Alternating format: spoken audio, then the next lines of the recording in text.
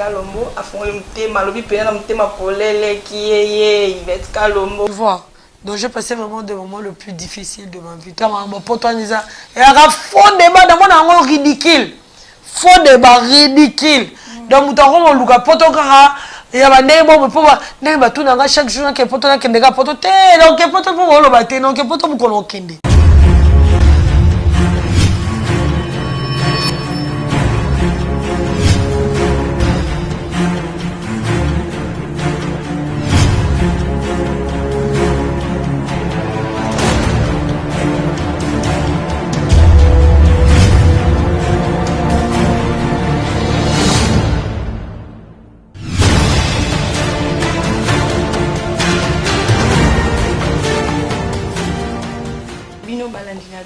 DS43 TV, ça c'est bien votre émission préférée, Vitesse des Stars, avec votre humble servante, Ange Kaka, la terminator de la presse congolaise. Moi si Zambé, moi si Libende. Candine Samuel, merci beaucoup. Ndenge, Bossali Candine Sarabino, vous s'abonner, vous continuez qu'on s'abonner et tout ça là bien. Merci beaucoup, Nabi Keboza, Ebele, Bozo Landabiso, partout où vous êtes, Bana Londres, Bana Luanda, na Turquie, na mon message, Nabino Kevin Sanz, en tout cas, merci beaucoup. Toza awa tozo continue toujours musala kaka ndenge to mesala conseil la vie musala kitoko. Je suis là avec mon invité Yvette Kalombo, hein? Lelo beaucoup découvrir qui est Yvette Kalombo. Là je dis un grand merci à toi Pati Massamba, revolver silencieux, Nabaxelakae héros dans l'ombre. Merci à toi Aimé Bidoucha autoroute, Yvette Massamba, Fabrice Massamba, Zéphirin Luko qui na Allemagne. En tout cas boza tellement ebele bozo landa biso. Naza ana Yvette Kalombo to beta masolon kaneza landinga ba vitesse quoi. Bote Yvette Kalombo. Bonjour Ange, ça va? Oui, ça va bien, et puis ça va. Oui, ça va, Angola Nzambe. Boni masolo internet. Oui, les autres bien. Moni IVK News c'est que marrant.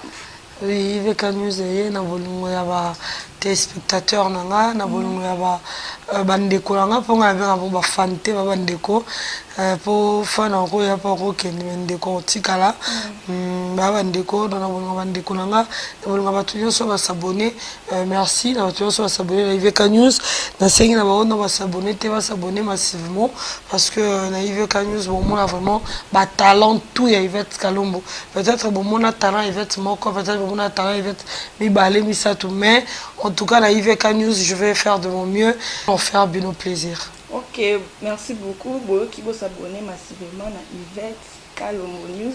Vous n'avez pas eu ma cam, quand on a trouvé cette Yvette Kalombo, Banda Moussala au camp. Vous savez combien d'années dans Moussala ou avec chroniqueuse? Wow! Je ne sais même plus la date. En fait, la date précise, je pars. Mais ce qui est sûr, nabanda on makala, nabanda on la télévision, nabanda la radio, nazala la radio, nazala la télévision, nazala na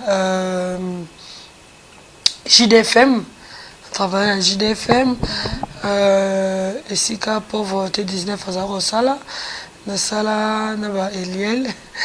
Eliel, ça va Batebele, ça va Batebele vraiment na confrère na ça ça si quoi c'est pas Ferregola na sala pena BRT télévision chez monsieur Lisée Bumba que je salue en passant.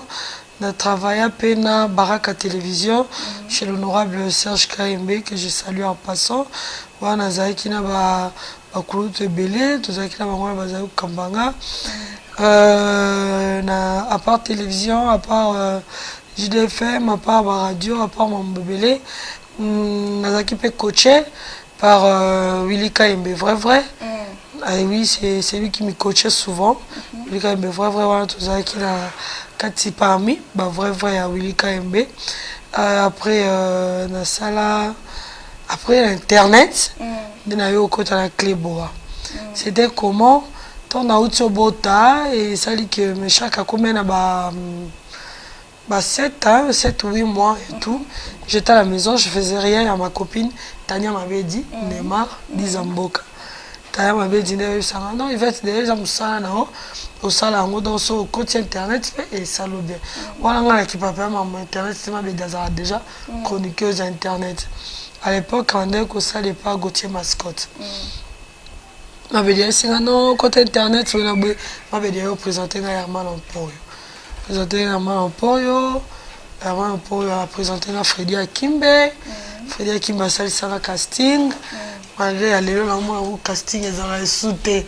Et là, comme quand on a déjà micro, bon, finga bien. Finga, on attend au finga casting, on bangwana. Donc, Freddy Akimbe a sali ça casting. Après, aux pas de la nation, donc ce que je suis à l'internet, je le dis au effort, c'est grâce à Dieu aussi, grâce à de la nation, moi qui m'ont tonton banda. Donc de la nation, vraiment d'appeler ça la chance. Il y a aussi la sous la clé bois. Donc la clé bois na souffrance pénate pour battre banga ni pour na sala combo non. De la nation à faciliter la tâche belé. À l'époque, parce que je travaillais dans Papi Guéné, na Pichou Mangaya, je travaillais à Tilelo, Pichou Mangaya, boss, les dit bisous. Après Clébois, je travaillais dans Zidane Fikula, à Congo 10, na Peggy, à Lungwa, donc à Congo 10, on a travaillé dans Congo 10, on est après Clébois. Après Congo 10, après on a travaillé dans BRT Africa et pas Beni Samba. Après, on a commencé à Moussoussou. Après, on a zone internet, on a zone na collaboration. Il y a Congo Liziba Télévision chez mon frère et ami, Bekechou, Panda, Kevin, Papa Malongi. Après, Congo Liziba, Delelo Bola, Iveka News, Namanda Koulavin. Ok, merci beaucoup. On va site Nyon Sotangi, on a dit qu'on a bébé un homme tout est. Surtout bébé un site Nyon Sotangi. Ange, moi je dis toujours, l'ingratitude, c'est pas quelque chose de bon. Mutu se tovai na mutu, ataba ndeko na yo, ataba yana yo, ataba leki na yo, et arrive à payer une fois, même deux fois de votre vie, bo soana na yana en propre. Si vous soyez yo kuna yana o, besoin éducation moko, tata moko, maman moko, bo imana mutolu moko, bo arrive ko soana pe ko kota na compréhension, pour anite, banabatu. Neti de la nation, nande na sale pane, nande na longwa, na habité sur de la nation à Pembe, sur Aza Mwindu, sur Aza Moulaï, sur Aza Moukousse, t'as vu que l'homme invisible. De la nation, l'homme invisible, papa Mbanda. Donc, dans mon a été. Mais arrive quand même que moi, une compréhension, moi, mais il y a qui est comme à niveau de la télévision, na finga, moutou na zaki pas na sala qui n'a pas passé un bon moment. Après ça, quand même, moi, confiance et tout. Non, là, je peux pas.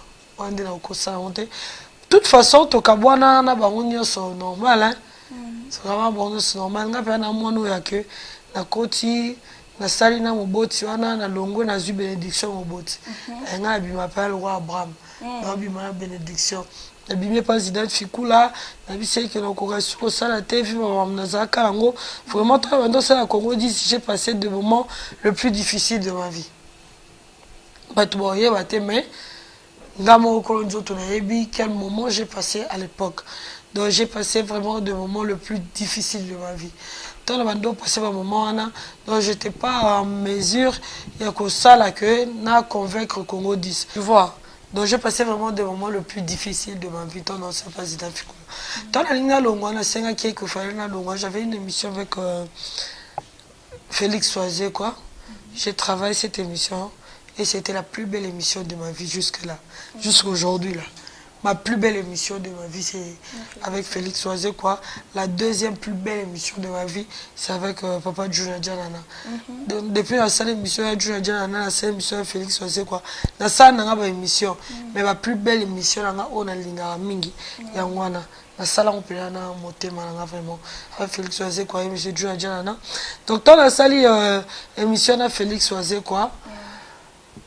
Bah la moko après j'étais vraiment besoin de sous l'internet c'était avec les problèmes que je passais j'étais pas en mesure au sein d'internet même si Zidane Fikula c'est vraiment un cadeau que je donne à Congo dit cette émission je l'ai fait avec mon cœur des Zidane Fikula c'est là vraiment j'ai senti que tu l'as fait avec vraiment ton cœur donc merci beaucoup et après mes colos, après la yoko t'es pas béni.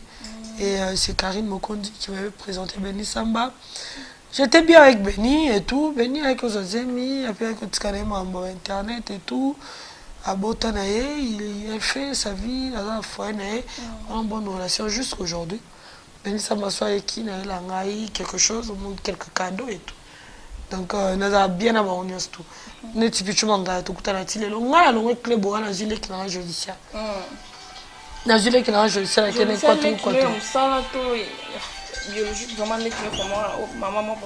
tout le monde connaît que Jolicia c'est ma petite soeur. Non, c'est ma petite soeur même de loin. Elle n'est même pas ici, Malanga. Elle est ma petite soeur. Jolicia a 7 ans. Nous avons Musika makasi. Na Jolicia, comme tant que na baraka, abando ke tikanga. Après, il y a pour moi un temps na ina. Nabisie travailler kana biso de to sala boye ko ça dossier non et pas le vieux autondo travailler na biso au moins que non aux élan na mone vraiment ndé comme ça me sala makasi ko to le kalanga mo na kine wana nda bina na Herman no mino par rapport à ninga travailler na baraka ko musala TV ça rappelle na baronjute par rapport à ninga travailler na internet Herman zo moi na formé moi. On appelle ça mon Jolicia. Après, je sais où mon travail avec les bois. Après, les bois, la salle n'est là. Donc, c'était comme ça. Ok, Nabato, on a mis sur l'eau, comme là, vraiment, dans ma carrière artistique, et là, comme là, on a quitté, on a pénalité comme ça. Moussala, so lingango, aux décisions, tika, mais au kokate.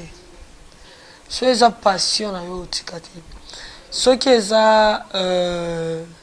Osala nango kaka tiko sala po mo baninga ba osala wando ko tika facilement mais so za pela ke osala ngo za na passion ngo za na bolingo nango depuis au moins no zala nango na mutu donc il a passé vraiment potika mais comme on moyen na ngo belé il y a beaucoup de problèmes et là il bosso la déplorer na musalo yo sorry on a talent on préparer nos ma question bien obengisi mutu akako exigeant moko boye po bosane 4 émissions peut-être émission na kuto esa nango peut-être kuto etalama pena malonga te mais oluka nzoto nanga kaka pour émission donc tu vois bilo moi bongo ça dégoûte en plus bafano bazalaka osala nona motema moko dépenser l'énergie odépenser finance na yo osala boye omwana sie bako bofingafinga na bango yo. Donc au moins que ceux qui peinent aux ans na makila te au kokate au tika mais ceux qui ont passion au tika te donc c'est ça mamboya nango le bawi mais je veux pas laisser surtout la bolongo na za nango pour na bandeko nanga o balandanga donc je peux pas laisser kokata musala pour ça la tika mo na bakomo ya na inbox si poni ni to mono kala ko to mono tele kakatu na mona yo. Donc au moins que bateau balinga romona yo au privé bango bolingo wana et alors c'est pas bien dans la vie on n'a pas tout le monde qui nous aime quand tu as des gens qui t'aiment réellement il faut toujours être là pour eux il y a on a préféré la zone internet et puis il y en a ça la IVK News pour Alexa News so ya Talinga en exclusivité. Oui, tout le monde a chroniqué mususu attaché des princes les musiciens et attaché des princes yo tika los attaché des princes les musiciens mo beauté nalinga kumambona te nalinga kumambona te proposer peut déjà nalinga ngokute ba proposer ngo senga lolo na bina ko maka attaché des princes nana yana nga mo za musicien so mina ke kula na bina na komi attaché des princes na lo balanga Mike Kalambai na lo balanga oh na frère Mike kamba pozara ya l'équipe il y a quartier, il y a non, on a côté la bêtise. Donc tu vois, dans ce lobby qui est Kendewana, naza attaché le presse dans Zala. Maintenant moi nous attaché le presse pourquoi parce que naza journaliste na lingi carrière na lina zala polyvalente. Quand Ange a besoin de moi, je suis là pour Ange. Quand Mabedi a besoin de moi, je suis là pour Mabedi. Comme musicien nyonso harmonique non donc il y a la publicité là donc ça publicité à donner il y a inspiration je suis là eza te na koma kaka serika ya musicien moko boye na attaché de presse non na loba ngo ba attaché de presse wana ebele de musiciens ba utiliser ba fille ebele makasi ba musicien ba utiliser ba fille ebele donc akomi se le roi privé na ye le roi mosi na bala donc le roi privé na okomi limité na musala na yo yo ga musala na yo il faut ça émission na mutu nyonso il faut ça émission na Fabrigas il faut ça émission na Robinho il faut ça émission na Kabose Bulembi il faut ça émission na Tunyoso yo so tango komi kaka yo komi attaché de presse ya Fally Ipupa donc okomi limité OK ko ça émission na faire été posa attaché de presse à Fally okomi limité yo journaliste faut za la katikati journaliste za pour mutute journaliste za na katikati donc c'est un peu ça.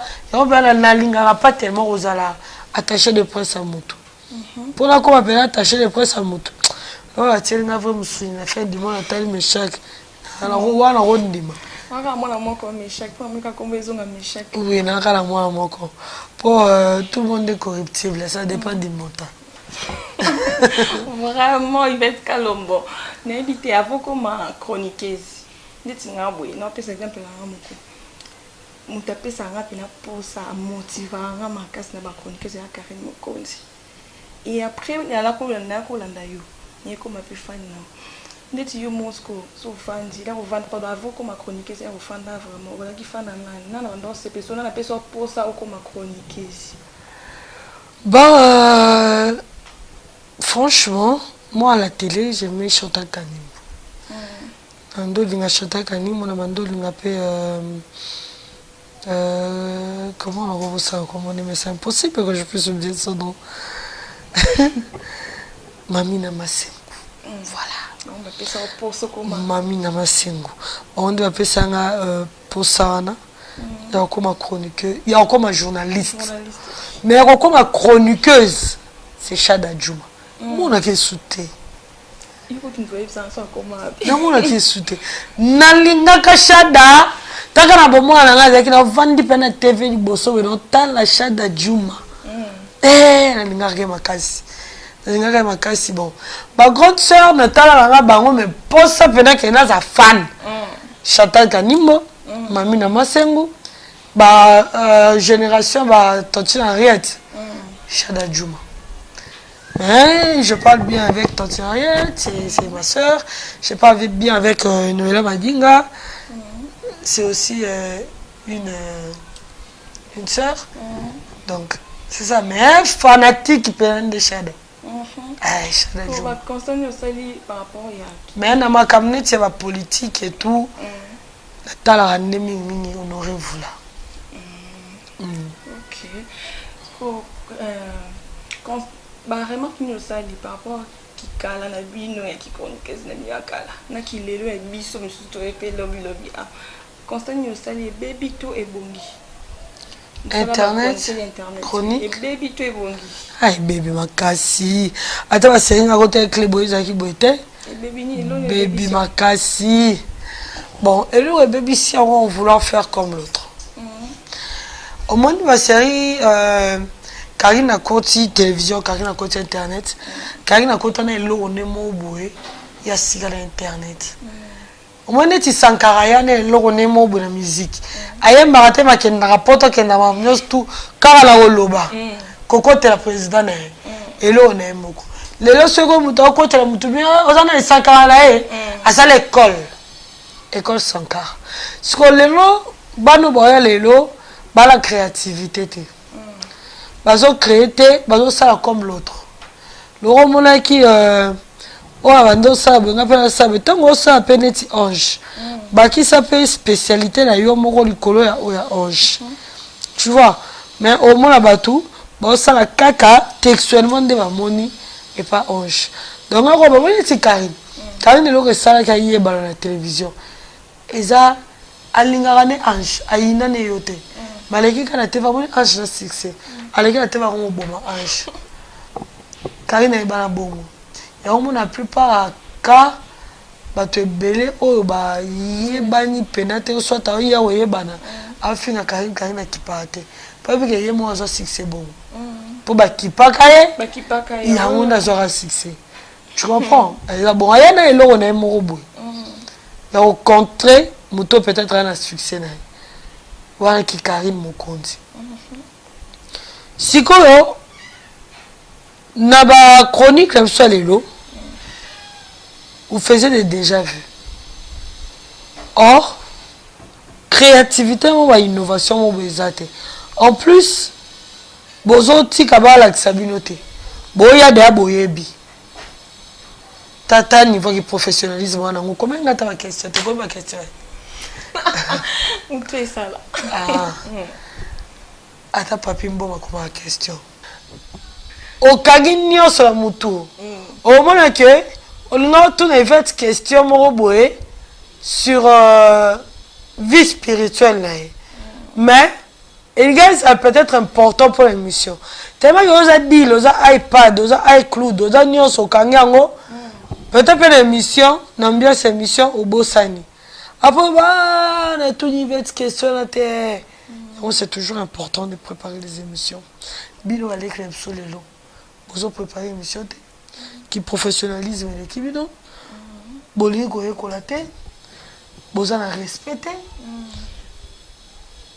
Bon, on va des fois belé. Vraiment, merci beaucoup. Et ça, c'est le moment où tu nous as remarqué que nous sommes qui journalistes, 500 ans, qui chroniquent, nous sommes chroniqueurs, nous sommes respectés. Perdre la valeur, pour nous les journalistes. Bon, pur respect, mais qu'il est là, respect à soutenir, commander, chroniqueurs, journalistes, bandumba.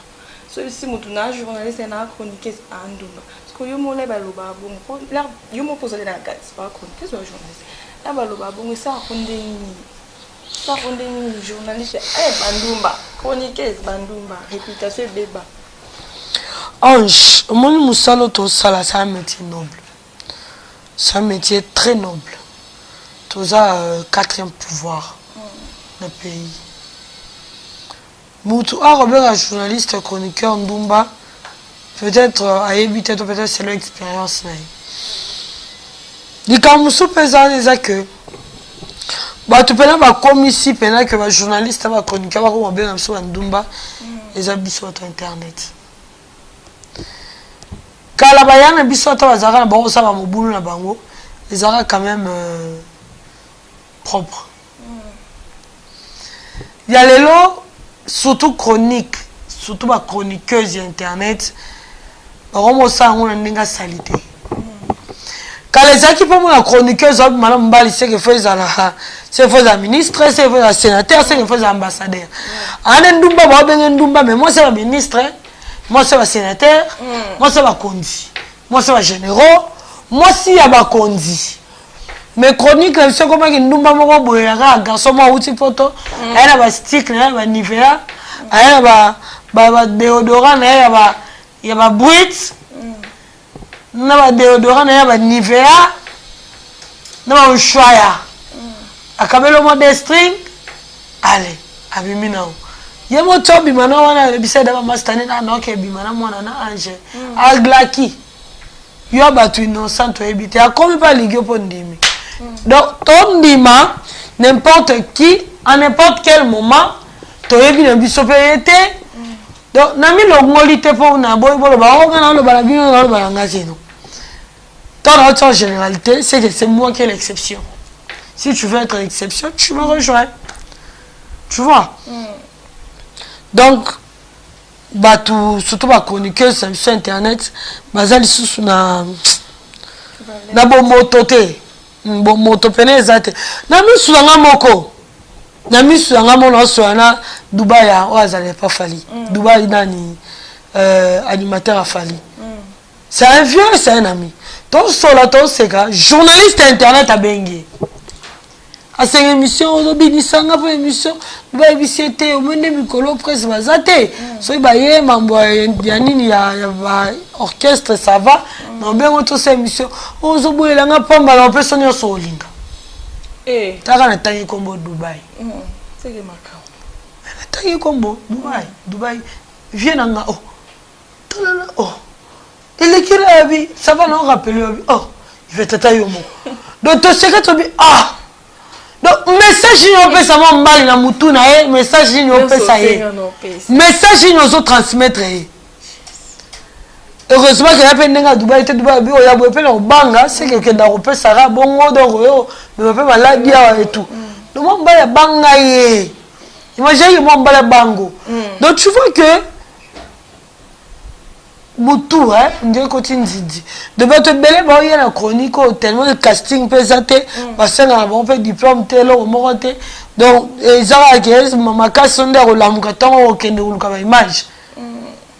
Bato bele makoti on a sentiment mutu bato sobe bana bakindumba bango ya depuis banda kuna bango bayeka pona yo sambisa biso combien de journalistes internet c'est comme le roi insulte hein so ces journalistes internet sont insulte heureusement que tolinga avec musala ngo to vandi de comme le roi sur le bureau journaliste internet ah journaliste internet mais bango ba makaba yoka ba publier bato donc moi que Nitolela. Dieu m'a dit que rien n'a à voir avec ce que les gens disent. Mais tu n'as pas le choix. On m'a tapé banderole tepolo badon. On n'a pas le choix, on n'a qu'à assumer et montrer de nos mieux. Parce qu'on va randonner, comment va rendre internet, on journaliste on a témissoir, on comment rendre na plateau. Microbe pour soit na bisi c'est juste bunda. Tumbara na nini na plateau na yo pela ko kuta kango to e bandika ba de ka ba génération na biso na ba ya ba. Non, mambo na kuta mingi ka tanga koti hein. Avant moi c'était pas ça. Les journalistes internet tous acteurs ba doyu et ba on sa maman te ba journaliste ba za ko créer ba buzz na ba peut-être notifié on appelle ça né fali bisou a créer une buzz na bisou notifié on a créé buzz na bisou papa wemba et on va ba créer ba buzz ya bango ba ya kofinga nini wana moni o mingi ka tango ngala coach internet et tout Karim Mokonzi mutabuzoba moi mon blaza maladie que aloba n'importe quoi pour na Karim Mokonzi tu comprends na nia ke kangamana je sais que yo pe on est hypocrite bon maman on est hypocrite on rendre moi na Karim Mokonzi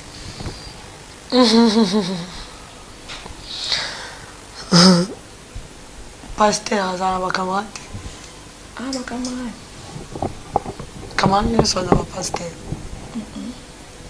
Merci. Karine, c'est pas une copine. Karine, c'est une soeur.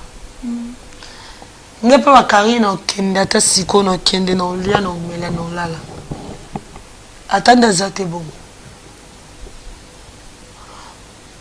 Ngai, et pas ma coco, ma Karine, et pas ma tata, ma Karine. Non, Kenda, en Vanda, en Lian, en Mélan, en Vanda. Donc, tout n'a pas été. Donc, Karine, c'est une soeur. Na robo ya Karine te pour peut-être que mutumo balinga kete na désolé so na robo ya batu pour batu bo balinga bango te se nga pena linga batu te pour batu bo be quelque part balinga te pour muto balinga ke partout azate na yeso za nesika baboya kai tu comprends comme ya Karine mutabuzo ba l'éduquer ça na oyebiso que prochainement so kutana bon benga na yo bunda ana obunda tana siso bunda pepu bazelo na benka na uto bunda apoto boka so mutana obundisa kanyisinga famille na Karim Mobimba bana ba général ba colonel na benga ta Delens ya Delens ba kanga po ba finga kinde bino potango finga mutumba l'éduquer c'est que bato ba éduquer ba finga Karim momo so finga Karim moko na yo bunda te mais so finga Karim mal éduquer c'est que finga maman Charlotte c'est que fingi ma papa Mokonzi donc on y a na bunda na si so bunda na biki bato ko tena ba ebele so kangi singa na bimaka yo kan sana juste na ba na 3 non là la te ngai na bango ko la na kajo le bobomi au violer loi to violer oyo tumbo nga na nga betio te on l'a donné. Non, mais self défense. Self défense. C'est un peu ça. Ok, merci beaucoup. Yvette Kalombo. Tous en moi, mon kissima. Tout le monde a fait un mariage. Yvette Kalombo est mariée. Oui, Balaka. Moi, on a bouteille de mariage. Et je regrette pas avoir mon fils. ni avoir passé 7 ans de mariage. Les arrêts ici m'a quitté. Et tout. Mais je ne regrette pas avoir mon enfant avec son père. Bien sûr, mais tout le monde a un frère qui m'a combiné bien en 4. Ou les cas de l'émission au baki, crachat qui sur le panier. Mais ce que yo m'a béni comme elle qui il y a un mariage pour les lots ou comme divorcé. Ma chérie, ce qui ngaï na potana na fille otani combo, c'est pas parce que baboye non balne. Les gens comprennent difficilement. C'est parce qu'il a craché sur mon frère et je ne pouvais pas supporter l'humiliation et des accusations fausses qu'elle faisait à la télé. Et tant que nous a la TV, de 1, sorry, je veux respecter Neti Shaïda en aucun jour.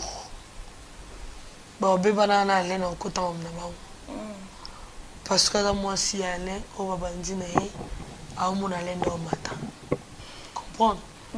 Sophie, autant qu'il combat à la gloire. Akuta kompuza akuta nyoso eza akuta ya maika na mbaya tonga lupangu akuta ya maika na mbaya on comprend tant sozo ngobe biseloko yo construire te non supporte côté ange maika na mbaya na bomo na souffra pour musala nete na mabongo. Il n'y a pas de champion sans combat. Dans ce bon monde, il mi champion. C'est que quelque part, il a pu souffrir à qui m'a entraînement. Comprends? N'a pas moi un boxeur. Deux fois, Zara Kima, Zambe Kotalanga. N'avando vanda à côté bon marché. À qui m'a de beau marché. Si aéroport. Vêtements à qui m'a dit que tu m'as kangana ma photo mutakana na bomba akambu malibele na suki. Donc tu vois que mon toit a besoin yebana. Si quoi, Lucas quoi yebana on a ndenge sko ya mabete ya retiende carrière ya grand frère dans ton ministère à grand frère dans un jeu pour yebana wandete. Ça de makamna ndenge sala mamna tous les jours non qui pas autant. A comme si les ba ne ba jouer chaque jour ça ba on va internet donc qui pas autant. Ba net. Et bon yo ba Mike Ndeko na Mike côté la Mike Ndeko mais hier abimise lo mombeki yo moi ça Mike ala ba. Akayet. Bon, le Bible, un de Matthieu 7:7. Et le Bible. Pour le bas, ça la ramène la Bible. Jésus a trouvé, Marie a trouvé grâce, Bible, amen. Demandez, on vous donnera, amen. L'Éternel est mon berger, je ne manquerai de rien, amen. Il me fait reposer dans les verts pâturages, je me dirige près des eaux paisibles, amen. Donc, ça ramène la Bible. Bon, le bien, amen. Bon, c'est la nia kubisanga. Oh, maman. Quand maman le banc pour la kubisanga. Etali wana penza. Etali yenda oyeba soko kutanga place à moi ça Mike. Ye, soko kutanga place à leki Mike. Ye, soko kutanga place à pi un petit mu confia. Ye, soko kutanga pe au petit à quartier ne ba komela koloba. Ye kaka bon ngala ke kolanda mutu ndoko ni mo lobi sepe koloba. Ngake ko peksa mnoko ni. C'est que ma maman va le moi c'est après mariage moi ça a bébé ramté péta que ça rend vrai pour autant le mariage pour comment chroniqueuse petit tatouage bien aux arabes. Oye bindete prochainement sur le ça émission. Yo kana biso bébé yo ka. Prochainement sur le ça émission na mutu. Zonga luka makambu on a biso bino que faut vous préparer ma émission. Zonga luka makambu na c'est ressourcer ma mère ça ni na beta tatouage en 2012 na bala en 2014 donc liba écoute tatouage comprendre mon tatouage le bailo mo teza te vraiment de petit tatouage ta pété tout donc na petit tatouage en tout na préféré na mon fleur na liboko so eloko ni yango eza na ko péter na tatouage ça rien à voir après mariage comme chroniqueuse ma soeur na beteli ya JDFM na beteli ya BRT na beteli ya Baraka télévision parcours nous sommes dans la botakité tant vrai tant Willy Kaimba zo kochenga avant la bota non on va avant la bota si na boti na kana vrai na parmi ba élèves ya Willy Kaimbe tina boti donc ils ont un robot tête non je suis Yvette je suis moi depuis Penya zaye ma pasteur après mariage wana kana sikra mutuka yewana minya bwaki mipende yewana noswana frère de bono Michael Mai tu akomisie bon abebisi Penya moralement Penya comme boire mipende Penya kana sikre kezongi ya fali na mutuka ndeko no bien prendre vos PC 600 ouais. Toutes les questions ce soir. T'es défoulé maman. Là c'est défoulé donc tout isanga. Ah ma chérie, jamais tout isanga. No bana ma msuto leka. Pour ton PC peine no ko luka. Na tant pis en route. Ok, c'est bon, merci beaucoup Yvette Kalombo. Quand on continue ma vie, Ndebo Karine Mokondi a dit chroniqueuse a commis musicienne et salon de ni. Il y a problème frère Patrice a yemba rater. Michael Mba a yemba rater. Moïse Mbi. Bah bien, justement moi ça Lukara Nindi. Ah Lukara. Ah yemba re. Tout ça sentiment. Ah yemba yemba on a bon. Et on est super. Oh, ayembe forcer pe buto yoka te olingi yoki boyo va ino linga ke to vandi olinga ke yoki. C'est tout, c'est simple. Pas trop compliqué la vie bango mo roi. Bango mo vraiment. Vie simplement ko taranta matière de chemin. La vie et la mort choisissez. Ayate sous oui ou non. Ayate vrai ou faux. Ayate mo samba donc vie ça simple là deux. De maka mauvais choix, bon choix, c'est tout. Yo reva potote apona mba chroniqueuse ba mingi de to kaka et puis ne lo ba makaki chroniqueuse a rara simi pour le bibuna a se retrouver na poto to monde ba gloire lengi wana makona nzela dans la Grèce Karine Mokonzi na poto baninga ni wa mwa baninga ba chroniqueuse ba comme da ba bongo yo tisco na invité no ke potote ça donde ko ba biba ke ba poto na nzela ki chroniqueuse na musala chronique jusqu'au aux années on a Kinshasa ça donde. Moi, papa Bisson a peur de 16 enfants. Moi, parmi 16 enfants, 11 enfants, bah, la pour ton information. Dans la loba, on tient la loba, on l'est. 11 wana. Bazang y a $1 000 au Kangsi, là, après ça, $11 000. N'a y a pas d'eau. Bazang y a poto. Je raté ce comment si j'ai ton père tout que non tous mais pour moi payer moyen de ça n'a ok poto mais il y a des primordialités il y a des choses qui sont pas primordiales bango la pega mtu wazaro ça peut-être mais j'ai 30 quelqu'un no poto 20 poto mais bango la pega mtu comment tonga bango la pega mtu dini brigade kenda poto kenda luka mkanda bango la pega mtu babanda tonga baninga baza poto ko sanya ça bango la mtu batonga c'est le donc les gens vont toujours parler quoi que tu fasses ezambo kande to vandi na obwe to kolia to yoka nzala to kolala to lamuka donc bénédiction mutu et dépendra na endroit te mais et dépendra na délivrance au mutu azui yango na ibisina lo bango chaque fois même mission lo bango que bénédiction mutu toujours dépendre na endroit te bénédiction mutu toujours dépendre na délivrance à mutu na ndenge nzamba ça que contenu ya bénédiction na ezala peut-être ce Moïse Katumbi akola na pota vanda na pota ngaza gouverneur à matandike yani ya katanga te peut-être ceux qui Kimbuta tikala na poto alingaza gouverneur à Kinshasa te lelo chanter Kimbuta olula chanter Kimbuta olula jazz kavulu po jazz kavulu na poto donc il y a des choses si on a une discussion très banale jamais français on se sentir fier pour vivre au Congo Dobaya na mamwe susu to ya na politique to ya mambo politique ya ebi ka intérêt mobo ya mine to ya nini eza mais ga revivre l'intérêt politique t'es intérêt là monter aille à se sentir frère fier et revivre en Afrique bazate pourquoi ka biso to se sentir fier et revivre kuna so to tali ba bénédiction bon bazana terre na bango eza na auto richesse au terre na bango eza na ngo ete matena ya biso mais pourquoi biso faut envier bango normalement il faut bango de ba envier biso pour biso ne to na coltan ba c'est la télévision caméra ou micro et toi na coltan ba c'est la téléphone tu as colta ou ça la machine tout faut on devant vieux biso tu as oro ba on va ça la bijou tu as émeraude tu as nyoso ba on ba na moté ba rozo ba biso bango nde faut bazalaka traumatisé to culpabilisé roya ko vanda na mboka na biso po ani biso photo za fier yo ke vanda na mboka na bango esika bango ba komisa biso le roi biloko OK kuna racisme pesa makasi ba mo na biso ba to mundu le roi ze loko te mutu mundu tuti azo ke azo pangusa to bona ngo ba réalité ze bele na poto mama tout na bango ba le vérité ba réalité ze bele na poto ça nango bien parce que ça pays développé maladie donc ils assuré coco la nos retraites ils assuré ba bureau agnos tout mais bon ça là on va récupérer donc c'est comme mboka na bisope et comme na ba niveau il y a quoi assurer social il y a quoi assurer ma nyos to bato na ndimité na bato ba na poto so ba envier ko vendre na poto na ba camarade belé na petite sango Rachel azana poto ma aéro sala ba commerce là à ça la commerce na copine ma meilleure amie dans la France Ruby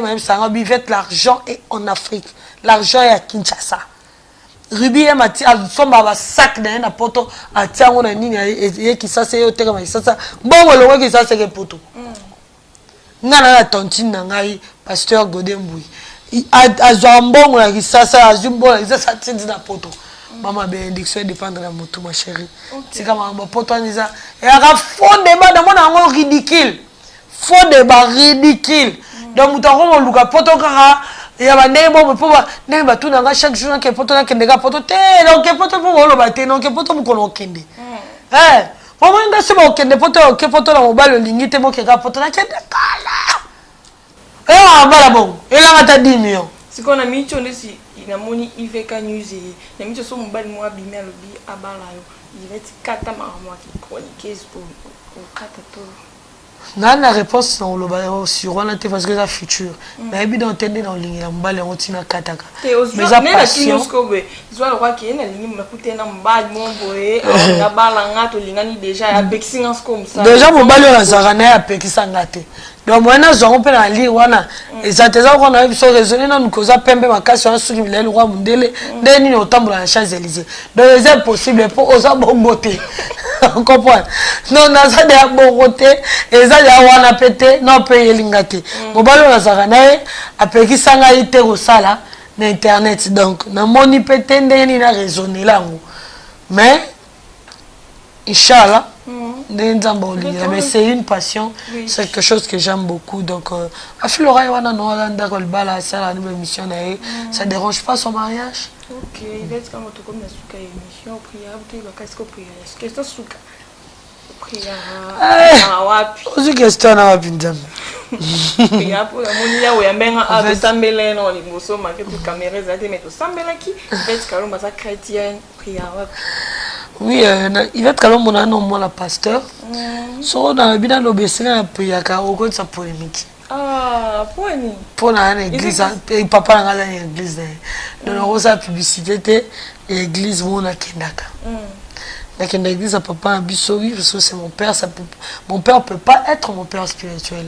Donc j'ai un père spirituel et na kenda na église nanga. Donc il fait Kalombo abono tanga kombo ya église apia. Mais boye ba bino non.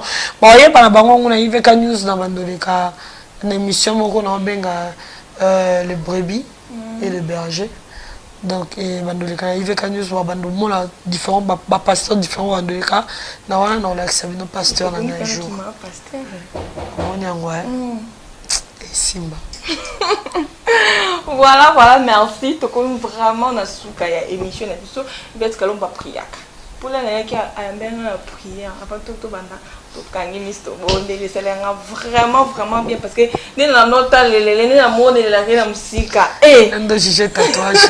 Na mode sous maman la tatouage. Donc c'est ça, les gens nous voient de loin, les impressions de foi que nous donnons, les impressions de foi que nos consoeurs ont donné et faire souffrir à Bissot. Mais sinon, Dieu va faire grâce. Ok, merci beaucoup, merci. chiter vraiment comme il y a émission sur Vitesse des Stars, une chose qui Yvette Kalombo, mais vous comprendre qui est Yvette Kalombo. Hein, Vénanga aimer Bidocha, vous comprendre. Aimer Bidocha autoroute. Autoroute. Vénanga aimer Bidocha autoroute. Yvette Kalombo a fond le thème, le thème pour les qui est Yvette Kalombo. N'a pas dit vous comprendre. À la prochaine fois, nous sommes invités à une émission au Vitesse des Stars. Merci Nangaina. Batunio so o bane kolanda ngai bo continuer toujours ko s'abonner hein nga ba botala ranga boeti. Botala ranga boeti bo aimer bo partager bo s'abonner et ça la biso bien. Voilà, Yvette Kalombo to comme na suka moi de ba suka ma dédicace ça la moi. Merci Nayo Mtoyandina, merci Ange. Merci na Aimé Bidocha autoroute. Merci na le boss de plus. Pati Massamba revolver silencieux. Pati Massamba revolver silencieux. Merci à toi et merci beaucoup à Aya Toussaint Dombassi. Merci à Aya René Mabiri 26 en forme. Merci à Aya Jolili Atal en chair et en os. Merci à tous les abonnés de IVK News. Je vous invite à s'abonner encore massivement. Donc abonnez-vous massivement vraiment chez IVK News. Kuna beaucoup de moko en exclusivité dans l'émission Nabino comme Sans Complexe. Il y a une émission Sans Complexe. Il y a une émission Brebis et le Berger. Il y a une émission IVK Show. Il y a beaucoup d'émissions là-bas. Il y a Cédric Kabia qui est là-bas. Il y a Rachete Bokomboli. Il y a Freddy Soki. Donc toute l'équipe de IVK News sont là pour vous faire plaisir. Et je remercie tous nos fans et tous nos frères et sœurs qui nous aiment. On va continuer toujours qu'on sache sur confiance. Là, on va continuer toujours qu'on aider biso na conseil na bango financièrement, qu'on aider biso financièrement, qu'on aider biso na conseil, qu'on aider biso donc merci Monios tout, merci à Fabrice Mlele, merci à Gastino Mangala bar restaurant 30 juin à Montréal. Merci à vous et merci à Jojo Ngonda Imen, prêtre et à monastère, très avantageux. Donc merci à vous. Merci vraiment à plus 143 Buzz pour l'invitation. Ok, merci beaucoup. Merci à toi aussi, Yvette Kalombo, maman sociale. Merci beaucoup. Quand on est comme déjà dans le souk, on a pu clôturer beauté. La PC, merci merci beaucoup à Jojo Thierry et Papa Vivi, Yvette Menga, Maman Frida, Francine Massamba, la Bossagnoté Bijou Massamba B50D. Famille Massamba, vraiment, vous êtes tellement ébélés. La personne, merci beaucoup. La personne, Dorfi, la merveille, Mayamba, oncle Papa, Jonalwanda. La personne, merci beaucoup. La Kevin Sanz, depuis Tunisie, tonton reste les lampadaires, tonton Flexi Amos, Nanou Tae, et depuis Afrique, moi, Simbinga, Kitoko, Peignos. Maman, donc, à la PME, maman, ça n'a métis, qui paye moi, Bimisarawana, n'éviter ce qu'on parle, la ministère, Nanou famille Kaka, Bionios, en tout cas, la personne de Mbote, Ebele, Charker, Ngandou, Bénédicte Kawaya, la Bossaniote, Gracia, audience, Odia, Rosalinda La Fleur, Soleil Tonkwei, Soleil Ilenda, la Bossan Binote, tout y a Tchang. En tout cas, je vous aime beaucoup. Vous continuez à vous abonner, la Buzz D143 TV vous a de suite. Merci beaucoup à toi aussi, mon ingénieur privé, Maki Matumbu et Manix Matumbu. En tout cas, il y a bien un tout continue toujours que ça, ça qui toque. Donc ça, les autres toujours. En tout cas, pour les autres ceux qui à la prochaine fois, je suis invité, M. Scar, à une émission Vitesse des Stars. Bye bye. Abonnez-vous massivement. Buzz 243 TV. Yabana Mboka. Koto nde masolo kitoko eza ande to kangi masolo ya internet sur Buzz 243 TV. Bobo sanate, bo s'abonner massivement, spirituellement, brutalement sur Buzz 243 TV. Vous ne serez jamais dessus, hein. Babi Buzz 243 TV, babi masolo kitoko, bozo émission quoi Vitesse des Stars na Ange Kaka, hein? Terminator de la presse congolaise, Nadège Kimana a validé, on sait que dans le bon. Donc, nulle part ailleurs, vous s'abonner Kaka Awa.